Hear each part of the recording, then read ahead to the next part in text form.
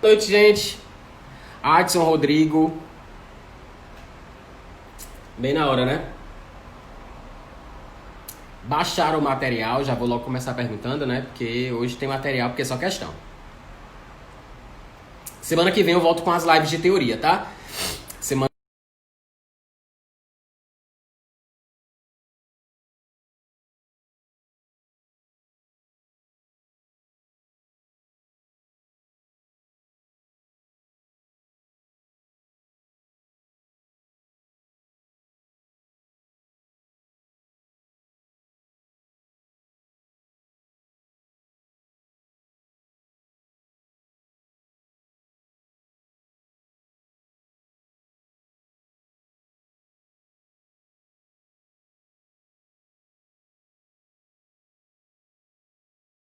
viu? Samantha!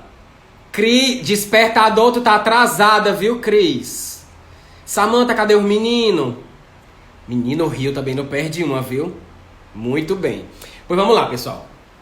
É, Hoje eu coloquei na bio pra vocês baixarem, tá? Um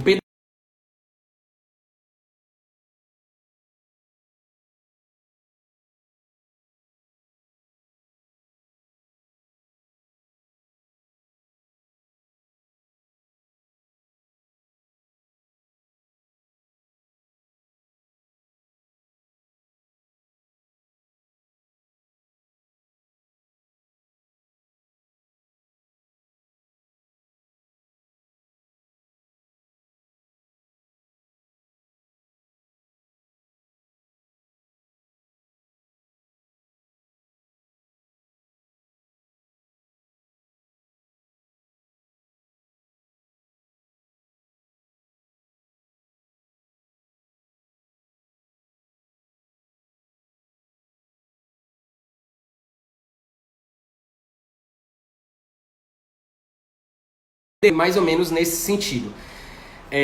Então hoje eu trouxe para vocês o oitavo simulado desse pacote que eu fiz na época da prova do MPU, final de 2018, né? Então já tem o que? Um ano esse material. E eu estou começando a fazer esse mesmo projeto agora para esse ano. Começar um novo projeto de questões simuladas, inéditas.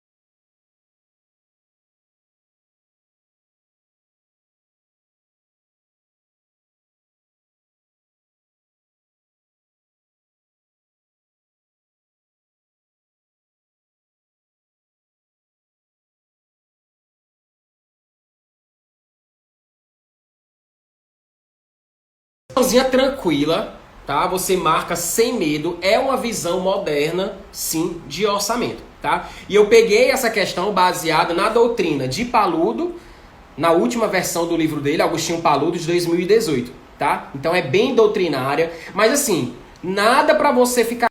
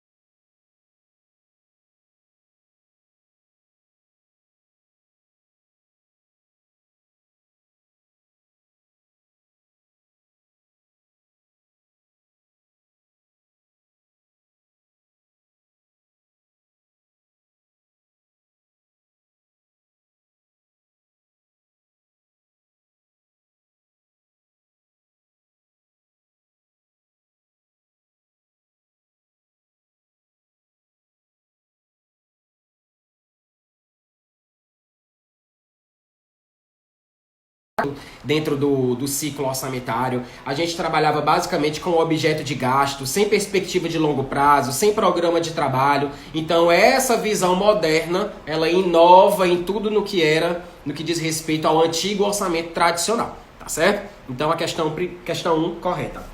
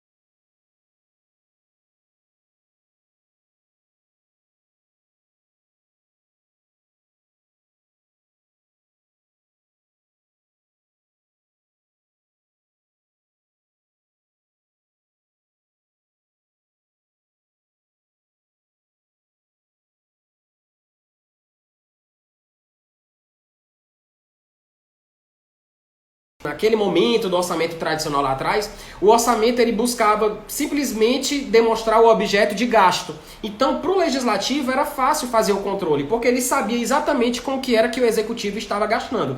Então, isso aqui é característica do orçamento tradicional e não do orçamento desempenho, como a questão está falando. Tá certo? Então, a segunda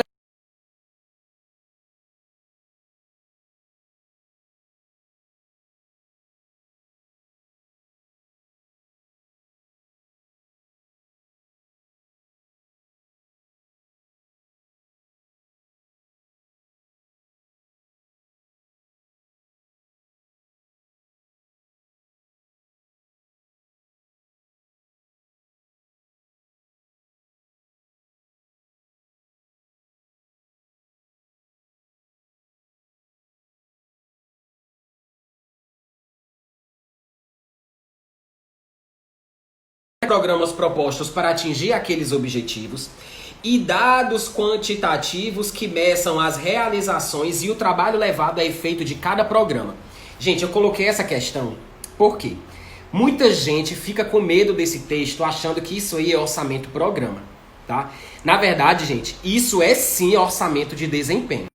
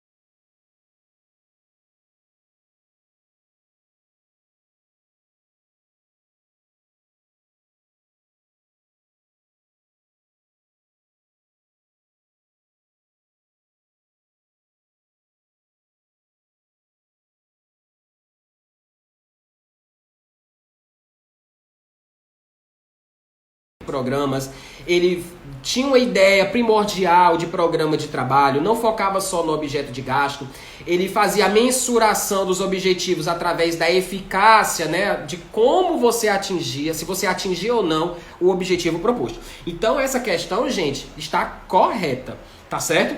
Muita gente ficou com medo de marcar essa questão, achando que isso aí eram características do orçamento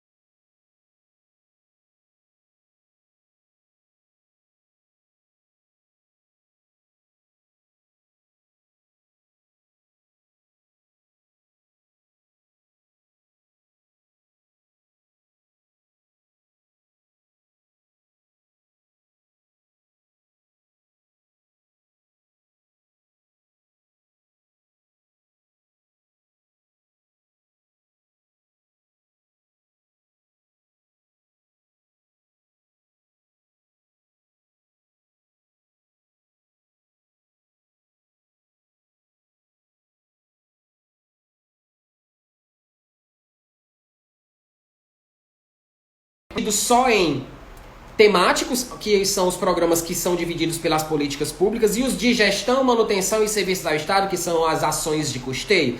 Sim, há essa divisão, mas também existem os programas de operações especiais. Então, a questão não erra em dizer, em fazer essa divisão.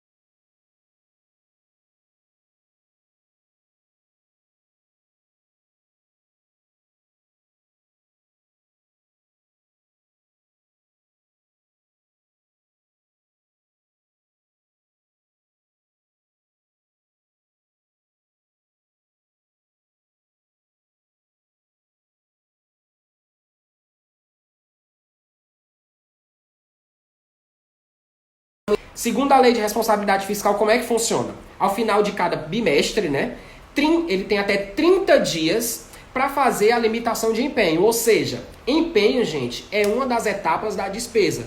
Então, limitar o empenho é meio que barrar o empenho. É diminuir a despesa para a gente conseguir.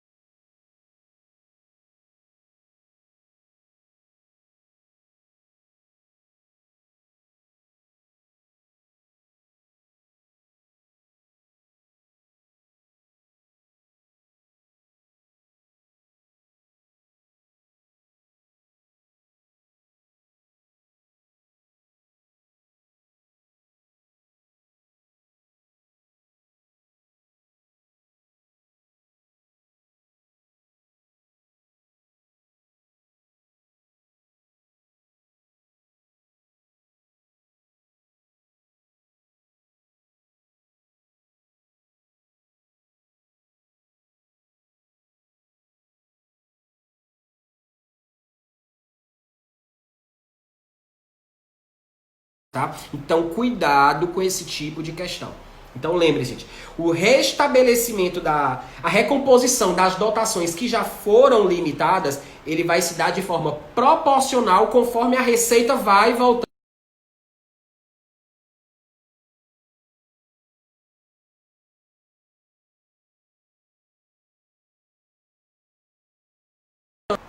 Voltou? Me avisem aí se tiver voltado. Voltou ou não voltou?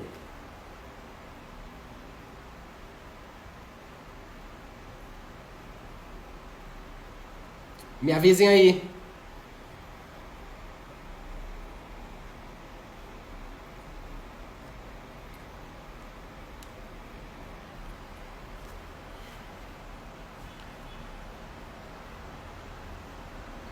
Voltou? Então pronto.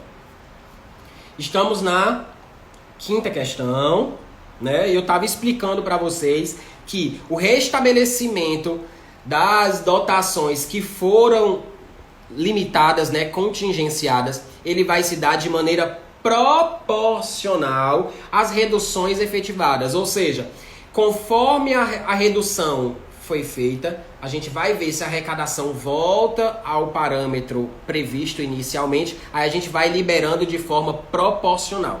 Então, essa recondução do contingenciamento não precisa ser conforme a LDO, ele se dá de maneira proporcional. A arrecadação vai voltando e a gente vai afrouxando a limitação de empenho que a gente fez inicialmente, tá certo? Então, a quinta questão está correta, está perfeita. A fundamentação dela é artigo 9º e o parágrafo da Lei de Responsabilidade Fiscal. Lembrando que CESP já cobrou essa questão em 2015 no TCE do Rio Grande do Norte. Ele só trocou o final para deixar a questão errada, tá bom? Então a quinta questão está correta, eu adaptei.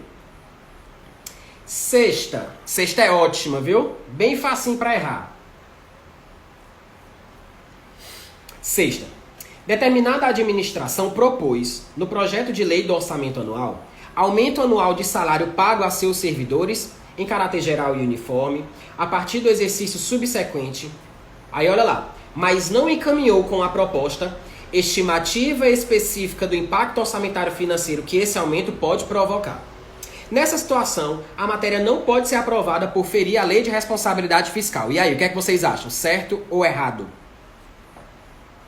Professor, não sei nem o que é que tu tá falando. Certo ou errado essa questão? Olha lá. Ele tá dizendo, gente, basicamente que determinada administração propôs um aumento anual de salário para os seus servidores, mas não encaminhou, né, um dos requisitos necessários para quando o governo faz uma despesa obrigatória de caráter continuado, que é uma DOC, né, que é uma despesa corrente com o período superior a 2 exercícios financeiros que vai se dar por vários anos aí, né? De maneira contínua. Essa é uma DOC, tá certo? Aí ele afirma que Esse aumento, mesmo que ele não envie essa estimativa do impacto, que é um requisito para se fazer uma DOC, ele disse que mesmo com isso não vai acontecer porque vai ferir a lei de responsabilidade fiscal. E aí? Gente, essa questão está errada. Tá errada. Preste atenção. Por que tá errada, professor? Ó, gente, meu simulado não é simples, tá? Vou trabalhar na CESP. Preste atenção. A própria lei de responsabilidade fiscal, lá nos artigos 16 e 17, ela traz a exceção, gente. Ela diz o seguinte: a revisão geral anual, se for para manter só o valor real, ela não precisa seguir os requisitos. Se ela quiser dar um aumento superior à inflação, por exemplo, né? Um presente de Deus aí. Vai fazer o aumento, o reajuste linear, mas vai dar um aumento acima da inflação. Ou seja, bem acima do que seria só manter o valor real. Aí sim, tem que cumprir os requisitos da Lei de Responsabilidade Fiscal no que diz respeito à despesa obrigatória de caráter continuado. Então, gente, lembrem-se, para os requisitos da DOC, despesa obrigatória de caráter continuado, eles são exigidos. Quais são? Tem que ter estimativa do impacto orçamentário e financeiro no exercício que vai entrar em vigor e nos +2. Tem que ter as medidas de compensação. Tudo isso tem que estar previsto conforme a lei de responsabilidade fiscal. Mas existem duas situações que não vão seguir esses requisitos. Quais são? Revisão anual dos servidores para manter o valor real. Professor, mas a questão não disse valor real. Como é que tu sabe? Olha o segredo da questão. Em caráter geral e uniforme. Anotem isso aí, porque já caiu na CESP 4 vezes isso aí. Em caráter geral e uniforme, você vai puxar uma seta e vai anotar assim: manter o valor real. Tá bom? Então entra na exceção. Qual é a outra exceção também que não precisa cumprir os requisitos das DOCs? Quais são? São despesas relacionadas ao serviço da dívida. Tá bom? Então anotem aí as duas exceções que não precisam passar pelos requisitos da Lei de Responsabilidade Fiscal para se gerar uma DOC, despesa obrigatória de caráter continuado. Serviço da dívida e revisão geral anual para salário de servidores, desde que seja só para manter o valor real. Como é que você vai identificar isso na questão? Se não vier valor real, você vai procurar em caráter geral e uniforme. Eu trouxe essa questão porque ela já foi feita parecida 4 vezes e foi um índice altíssimo de erros, tá bom? Então a sexta questão está errada. Ela não fere a LRF, ela está justamente na exceção. Essa questão caiu parecida em 2015 no TRE de Goiás, analista área administrativa, se você quiser pegar depois, tá? Sexta errada. Só me avisem se tá tudo ok aí com a internet, só pra eu não ficar falando sozinho aqui, tá? Dê um legalzinho aí se tiver ok com a conexão. Gente, assim que travar, me avisem, viu? Que eu paro, né? Espero voltar pra continuar, pra não atrapalhar o entendimento de vocês, tá? Sem pressa. Tá tudo ok? A gente pode continuar?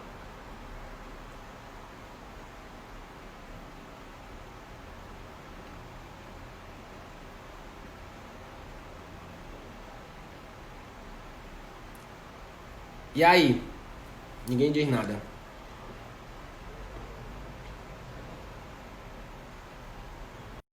Pessoal, pelo amor de Deus, me avisa. Tudo ok? Voltou? Pronto. Sétima questão.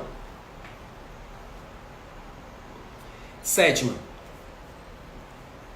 Na liquidação de uma despesa, ocorre redução do crédito disponível orçamentário e da disponibilidade financeira. Certo ou errado? Bora participar. Ninguém falou nada ainda até agora. Certo ou errada, gente? A sétima questão. Na liquidação de uma despesa, ocorre redução do crédito disponível orçamentário e da disponibilidade financeira. E aí?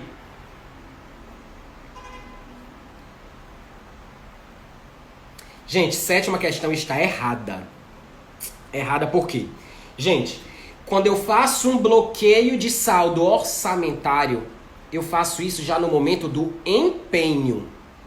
Tá? Exatamente, Alisson. É no empenho, é o empenho que há redução do crédito disponível para efeito orçamentário, tá certo? Então é no empenho que eu faço o bloqueio. A gente faz, por exemplo, lá no trabalho, aqui no Tribunal de Justiça, eu faço provisões. Basicamente eu trabalho com descentralização de créditos e recursos.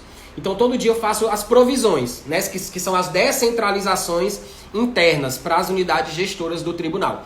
Depois que eu faço a provisão, as respectivas unidades elas vão empenhar.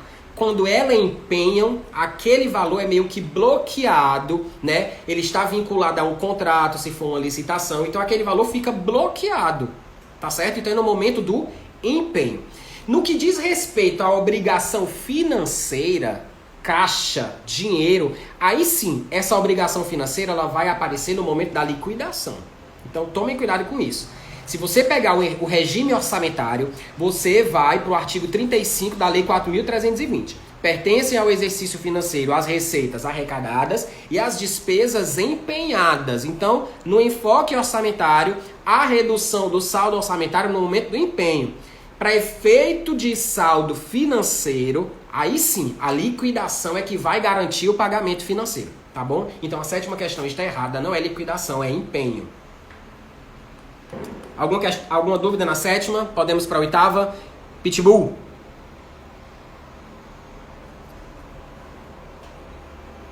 Oitava foi justamente a questão que eu coloquei no feed antes de começar a live, né? Questãozinha boa essa oitava, tá? Para quebrar qualquer decoreba que vocês tenham aí. Professor, pelo amor de Deus, eu estudo até a portaria 42 de 99. E eu sei que operação especial são operações de agregação neutra, que não geram contraprestação, que não geram produtos, que não geram transformação de bens e serviços. E a oitava questão diz exatamente o contrário. E aí? Vamos ver. Oitava.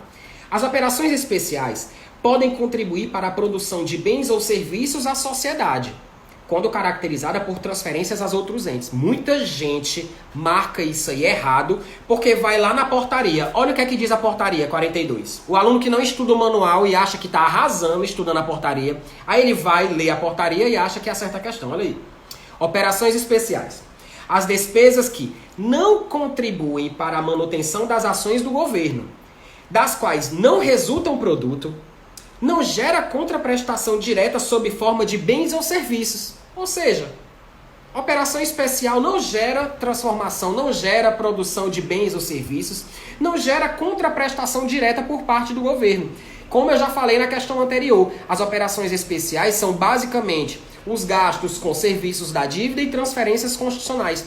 Acontece, gente, que eu elaborei essa questão pegando com base o MTO.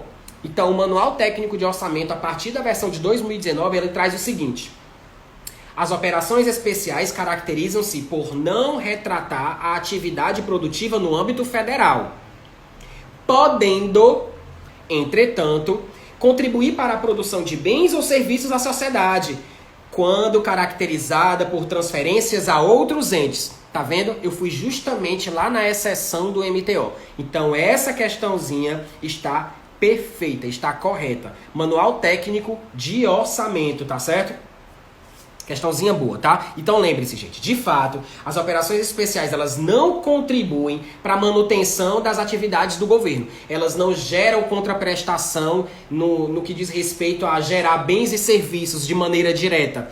Mas se for uma operação especial que seja uma transferência governamental para outro ente, que aquele ente vá sim fazer uma contraprestação em bens e serviços, aí sim essa operação especial ela pode gerar, ela pode contribuir para a produção de bens e serviços, não de maneira direta, mas está havendo uma transferência para outro ente, tá certo?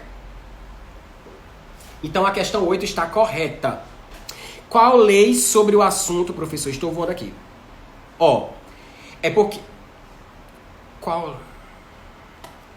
Qual lei sobre o assunto, professor? Estou voando aqui. Voado. Eu estou falando que a fundamentação, a regra dessa questão 8 é a portaria 42 de 99 do Ministério do Planejamento. Só que eu elaborei essa questão pegando a exceção trazida pelo MTO, Manual Técnico de Orçamento. A partir da versão 2019 ele já trouxe esse texto, Tá certo? Então, basicamente, essa é uma questão sobre despesa, sobre classificação programática da despesa, mais especificamente sobre operações especiais. Tá certo, Pitbull? Então, se tu tá sem o material aí, dá tempo. Tu sai da live bem rapidinho, vai na minha bio, ou se tu tiver no computador, tu consegue, facinho, né?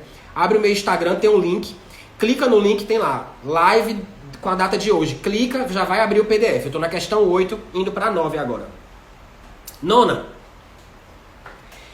As despesas com os serviços da dívida pública, entre as quais se inclui o principal e os juros, são despesas correntes. Certo ou errado? Bora! As despesas com os serviços da dívida pública, entre as quais se inclui o principal e os juros, são despesas correntes. Certo ou errado?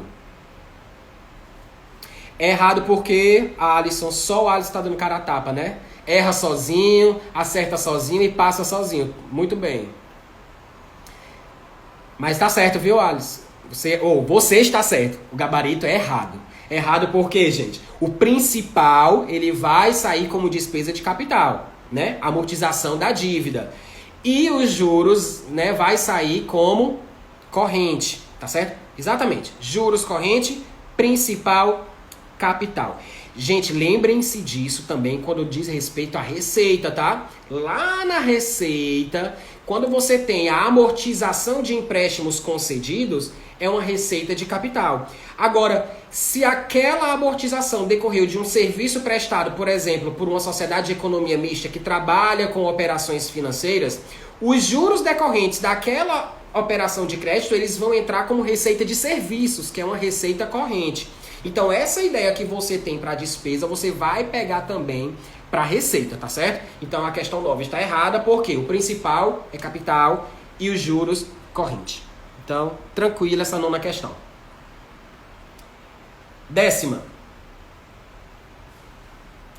A parcela de receita que ultrapassar os recursos previstos no orçamento é considerada receita extraordinária. E aí, certo ou errado? Temos meia hora aí.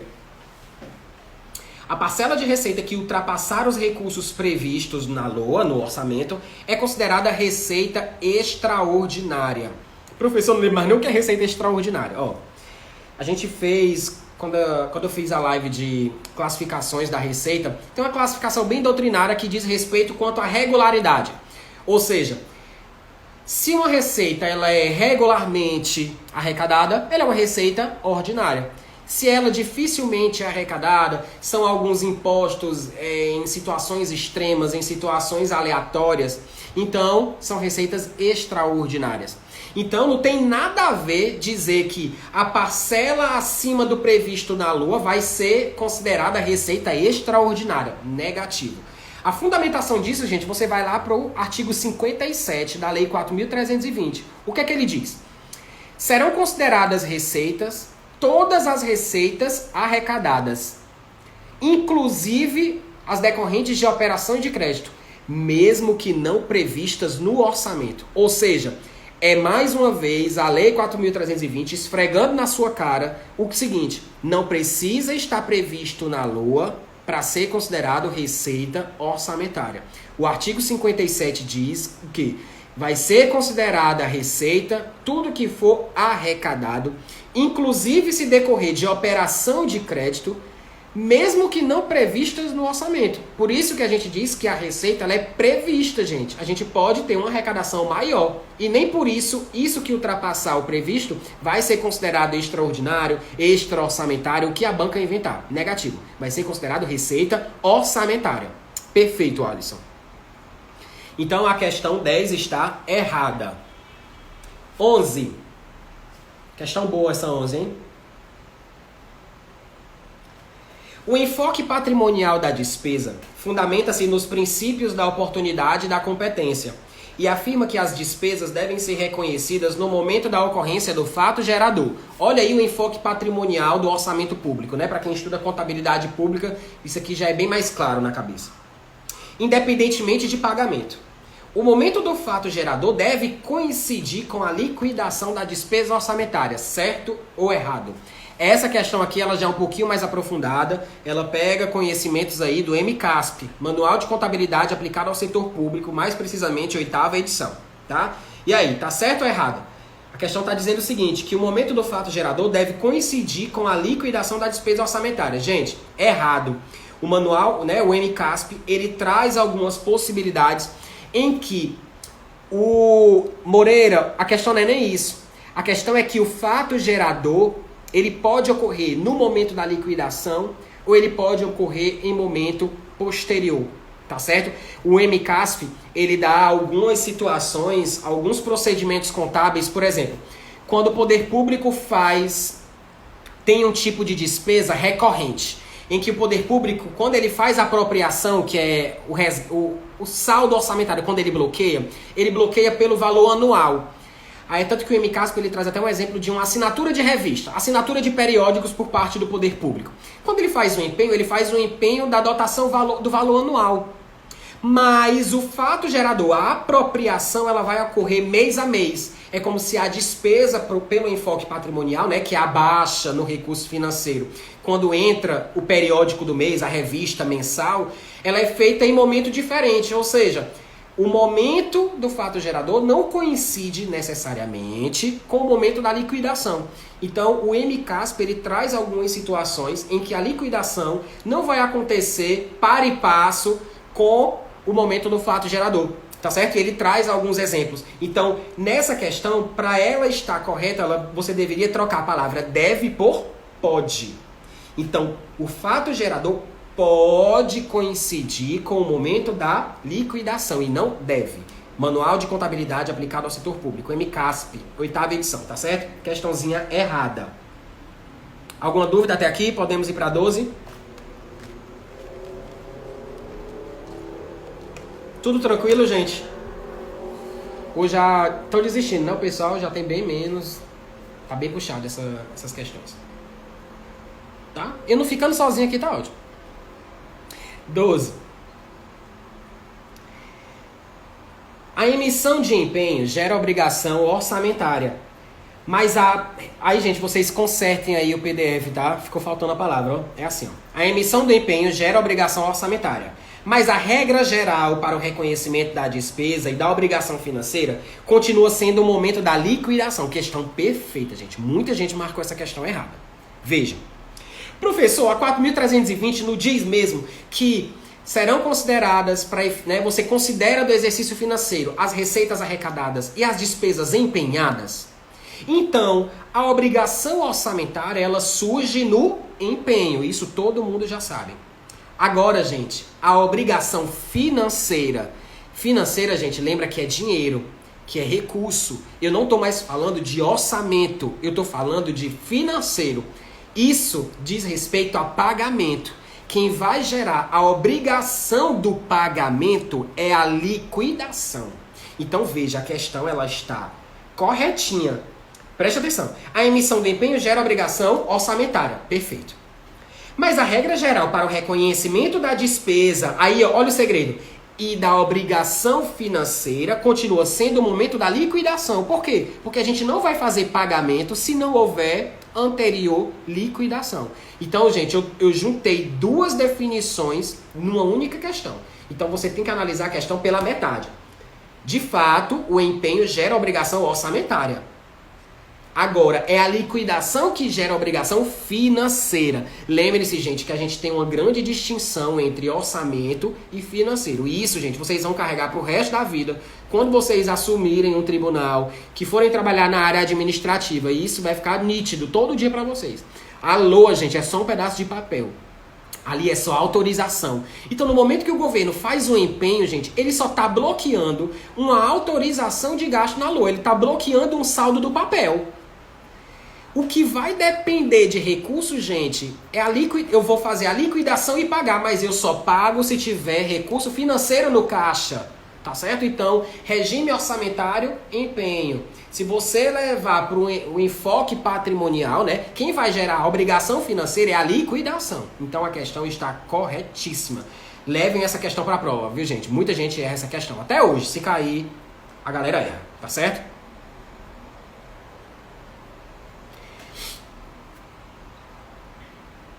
Lembrando que isso foi... Que você, professor, onde foi que tu tirou essa questão? Pelo amor de Deus, questão réu do Satanás. Manual da Despesa Nacional, Manual da Receita Nacional. Se você também entrar no site da Secretaria do Tesouro Nacional, lá no glossário, também tem esse texto, tá certo?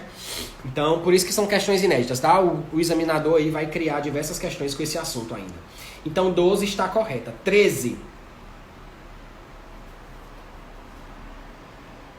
13.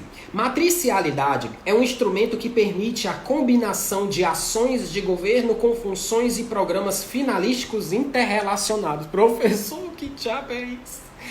Matricialidade é isso aí, é o quê? Administração geral? É departamentalização? É quase isso. E aí, o que é que vocês acham dessa 13? Certo ou errado? Bora, Rai. É errado por quê, Alisson? Já que só tu tá respondendo. Gente, mais uma questão da portaria 42 de 99.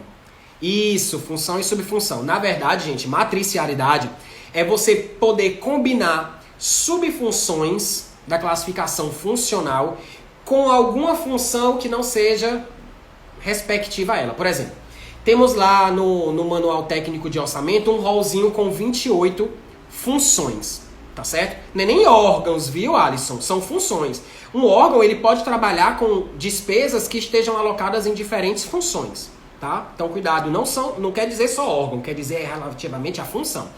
Então, nós temos no Manual Técnico de Orçamento um rol de 28 funções. Funções, gente, é basicamente qual área o governo está gastando. Temos a função educação, função saúde, função segurança, função planejamento urbano, enfim. Dentro dessas funções existem as subfunções. Por exemplo, função educação, subfunção educação básica. Só que dentro da função educação pode ter alguma subfunção que se relaciona com outra função. Por exemplo, comunicação social. O Ministério da Educação trabalha com comunicação, com propaganda, com marketing. Então pode ter alguma subfunção vinculada à função educação que se relacione com comunicação social. Sendo que comunicação social é uma subfunção vinculada a outra função, que não seja a educação. Então, matricialidade é isso, é você fazer uma combinação de determinadas subfunções com outras funções que não sejam a ela relacionadas. A questão está errada porque ela diz que matricialidade é um instrumento que permite a combinação de ações com funções. Não. É funções com subfunções. Viu? Por isso que o Alisson botou perfeito aí. Função e subfunção. Não é ação com função. Então a questão 13 está errada. 14. Alguma dúvida até aqui na 13? 14. Vou pegar um bagulho aqui, né? Que tá dando a fome. 14 diz o seguinte. Quanto à natureza da despesa, o primeiro passo para a classificação de determinada despesa é identificar se o registro do fato é de caráter orçamentário ou extra-orçamentário. Certo ou errado? Quero ver aí. Bora, enquanto eu como aqui o chocolate. Coloca aí.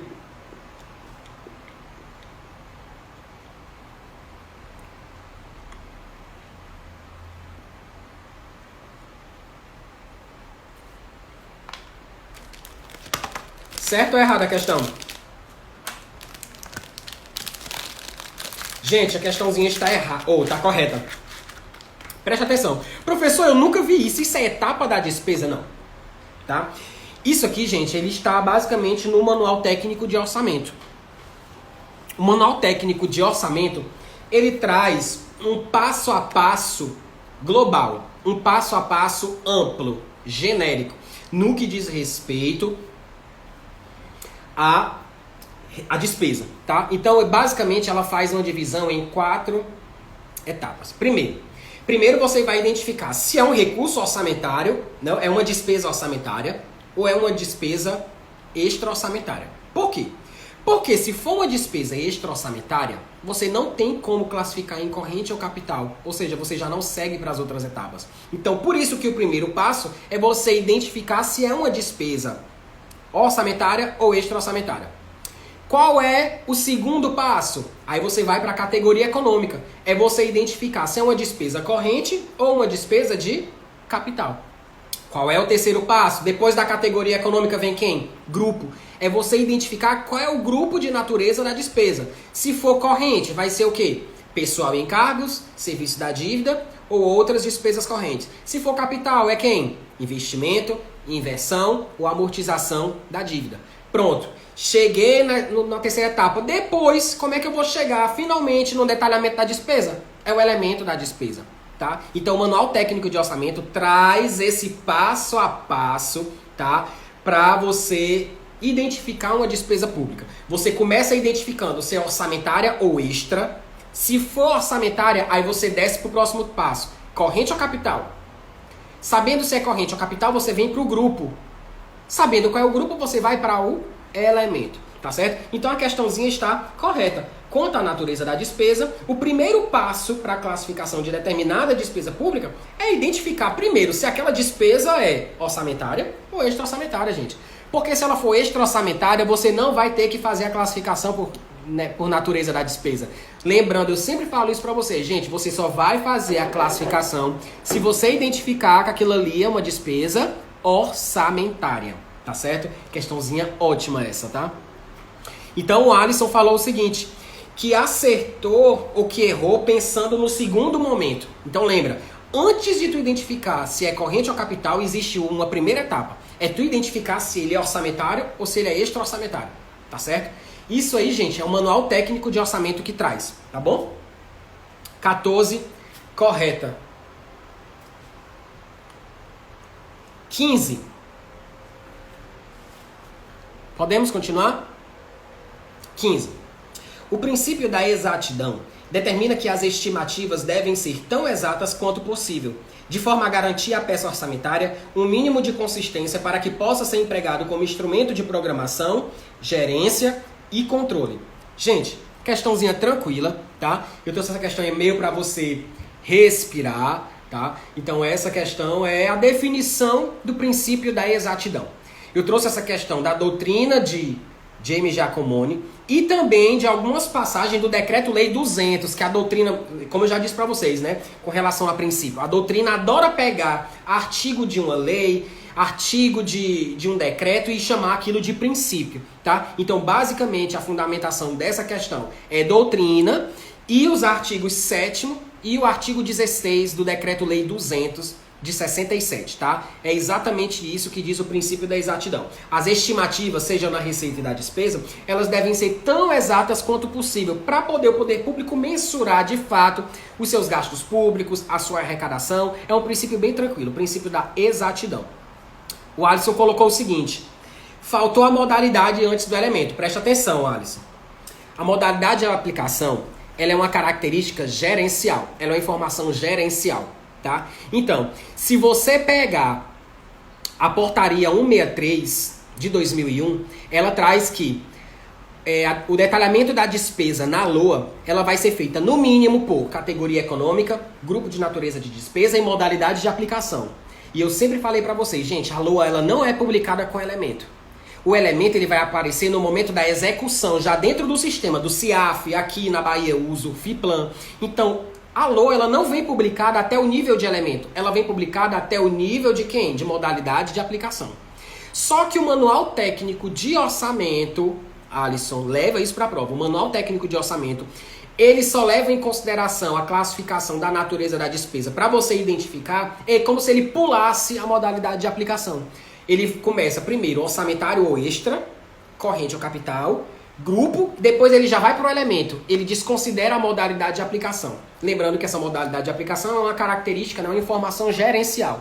É basicamente para você identificar se aquela despesa vai ser executada diretamente pelo órgão, né, detentor do crédito, ou se vai haver uma delegação, uma transferência de recurso para que outro execute. Né? Lembrando que a aplicação direta é a modalidade de aplicação 90. E a modalidade de aplicação 91 são as operações intra-orçamentárias, tá certo? Então, tu lembra, Alisson, você não pensou errado. Agora, o MTO desconsidera a modalidade de aplicação. Ele já pula do grupo para o elemento, no que diz respeito a essa etapa de reconhecimento da despesa, tá certo? Então, tive que voltar na 14 para explicar isso, mas a 15 está corretinha, tá, gente? A 15, princípio da exatidão. Questão 16. Outra de princípio que tem caído bastante desde 2018, tá? CESP tá adorando cobrar esse princípio. Começou a cobrar, cobrou uma vez em 2010, parou de cobrar, voltou a cobrar em 2015 na prova do STJ e depois voltou a cobrar em 2018 na prova do IFAM, tá? O princípio da uniformidade busca compatibilizar na proposta orçamentária um enfoque para que as informações contidas na lei orçamentária anual possam ser devidamente compreendidas e analisadas pelos stakeholders. Meu Deus do céu, já está misturando com a administração geral. Gente, a questãozinha está correta. Eu simplesmente peguei esse finalzinho e dei uma incrementada com a administração geral. Mas é isso mesmo. O princípio da uniformidade, gente, ele diz que os orçamentos para efeito de evolução, tem que ser mantidos num determinado padrão. A gente tem que manter uma uniformidade na publicação das LOAs. A gente não pode mudar completamente a estrutura da LOA, porque senão isso vai dificultar a comparação para efeito dos sucessivos mandatos. Por exemplo, o governo hoje quer analisar se foi realmente atingido os objetivos governamentais no que diz respeito à classificação programática com base na educação. Então, o governo, como já tem uma estrutura da LOA que é mantida há vários anos, desde a instituição do orçamento-programa, então é fácil o governo fazer essa comparação com orçamentos passados para ele analisar, para ele fazer um estudo. Imagine que cada LOA tivesse uma estrutura totalmente diferente. Seria complicado manter uma padronização, manter uma uniformidade para efeito de comparação. Então, quando ele fala em stakeholders, são as partes interessadas em orçamento público. Pode ser o gestor, pode ser o poder legislativo, pode ser o próprio executivo na hora de elaborar sua proposta, pode ser os órgãos setoriais que queiram analisar propostas passadas para elaborar o próximo orçamento. Então, o que está dizendo na questão 16 está perfeito, tá? O princípio da uniformidade busca exatamente isso. Então, se você quiser pegar as questões que a CESP já cobrou desse assunto, você vai procurar. Questãozinha de 2013 do IFAM para analista, caiu. Caiu no INPE 2013 também. E eu lembro que ela caiu em 2010. Foi a primeira vez que o princípio da uniformidade ele apareceu em provas, tá certo? Então a 16 está correta. Lembrando que não vai dar tempo para fazer as 25, mas na próxima live eu termino esse mesmo simulado e o link vai ficar disponível lá na minha bio, tá? Vou fazer só mais essa, 17. Na próxima aula eu termino as 25, até a questão 25. 17. O PPBS, Sistema de Planejamento, Programação e Orçamento, que é aquelas siglas em inglês, né? Possui como concepção fundamental a introdução da análise custo-benefício e da análise entre as prioridades conflitantes. Professor, nunca vi isso, pelo amor de Deus, olha. Nem todos os editais cobram PPBS, mas já dou a dica para vocês. CESP não precisa colocar no edital PPBS para cobrar na prova. Basta que ela coloque evolução do orçamento público, técnicas orçamentárias, que isso pode ser cobrado. Por quê? O PPBS, gente, foi como se fosse o berço do que a gente conhece hoje como orçamento-programa. Ele surgiu lá na década de 50 nos Estados Unidos. Então, como tudo a gente copia, então a gente pegou, né? A gente pegou emprestado essa ideia do PPBS e foi como se o berço do orçamento-programa. Porque lá nos Estados Unidos, esse PPBS, ele já tinha características do orçamento, do que a gente conhece hoje como orçamento-programa. Um deles, análise de custo-benefício. Lembrando que esse custo-benefício, gente, já aparecia aqui no Brasil no orçamento-desempenho. Então vejam que é tudo uma questão de evolução, até determinado momento que vem a doutrina e diz: a partir daqui já não é mais desempenho, a partir daqui é programa. Aqui era PPBS, não era no Brasil, aqui era no Brasil, tá? Então essa questão está correta. Análise de custos e benefícios e análise entre as prioridades conflitantes para saber se isso aqui, se determinado gasto está conflitando com outro gasto similar, mas esse aqui tem um custo-benefício melhor para o governo, claro que o governo vai optar por esse que tem um melhor custo-benefício. Então, tudo isso são ideias que já estavam sendo trabalhadas lá no orçamento-desempenho, mas que nos Estados Unidos era chamado de PPBS. Então, para você entender essa jogada, é como se o orçamento-desempenho aqui no Brasil estivesse no mesmo momento do PPBS lá nos Estados Unidos. Lembram que depois do orçamento de desempenho aqui no Brasil, a gente veio para as ideias de orçamento-programa. E o orçamento-programa, se você pegar a ideia lá dos Estados Unidos, é como se fosse ele pegasse as ideias primordiais na década de 50 do PPBS. Então a questão 17 está correta. Por que eu fui falar sobre isso? Porque a CESP já colocou que o PPBS era como se fosse um passo inicial para a instituição do orçamento-programa no Brasil. Essa questão já caiu na CESP e foi dada como correta, tá certo? Então a 17 está correta. Temos para a próxima live 8 questões, né? 7 questões. 18, 19, 20 até a 25, tá certo? Ficou alguma dúvida, gente, até aqui? Porque a gente tem 10 minutos para encerrar a live, é o tempo que eu troco um papo aqui com vocês.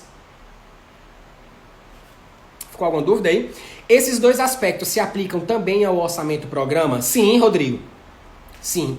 É como eu sempre falo, as características boas de técnicas passadas, a gente não rompe. Por exemplo, classificação por elemento de gasto. O objeto de gasto, ele ainda é utilizado dentro da classificação por natureza hoje, 2020. Sendo que o foco no objeto de gasto era do orçamento tradicional, ó. Ou seja, a gente não rompe com tudo. A gente inova, a gente aproveita o que era, né, o que serve até hoje. Então, eles se aplicam também ao orçamento-programa. Hoje em dia a gente faz análise dos custos, a gente, né, vai conflitar aí as prioridades do governo, a gente vai colocar tudo isso em termos de custo-benefício, tudo isso é feito no orçamento-programa. Mas essa ideia começou lá no orçamento-desempenho aqui no Brasil e nos Estados Unidos ele era chamado de PPBS, tá certo? Então a questão 17 está correta.